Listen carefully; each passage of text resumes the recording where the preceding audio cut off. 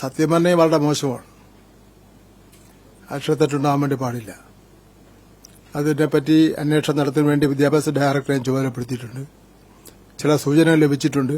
ആരാണ് ഇത് അവസാനമായി നോക്കിയതെന്ന് സംബന്ധിച്ചിടത്തോളം എന്തായാലും കർശന നടപടി ആ കാര്യത്തിലുണ്ടാവും. ഗവൺമെന്റ് തന്നെ ഇത് ഏറ്റെടുത്തിരിക്കുകയാണ്. ഒന്നാമത്തെ യോഗം മുഖ്യമന്ത്രി പങ്കെടുത്തുകൊണ്ട് കഴിഞ്ഞു 24-ാം തീയതി. 30-ാം തീയതി അന്ന് വീണ്ടും മുഖ്യമന്ത്രി പങ്കെടുത്തുകൊണ്ട് ചേരുകയാണ്. അപ്പോൾ ഇത് തദ്ദേശ സ്വയംഭരണ സ്ഥാപനങ്ങൾ, പിന്നെ വിദ്യാഭ്യാസ സ്ഥാപനങ്ങൾ, ഉന്നത വിദ്യാഭ്യാസ സ്ഥാപനങ്ങൾ തുടങ്ങിയ വിവിധ സ്ഥാപനങ്ങൾ കേന്ദ്രീകരിച്ചുകൊണ്ട് നടക്കുകയാണ്. ഇപ്പോൾ തന്നെ ചില പത്രമാധ്യമങ്ങൾ നല്ല ചർച്ച കൊണ്ടുവന്നിട്ടുണ്ട്. ഒരാഴ്ചക്കാലം നീണ്ടു നിൽക്കുന്ന ലേഖന പരമ്പര, അതുപോലെ ടെലിവിഷൻ ചാനലുകൾ. എനിക്ക് തോന്നുന്നു ഫ്ലവേഴ്സ് ചാനലും അതുപോലെ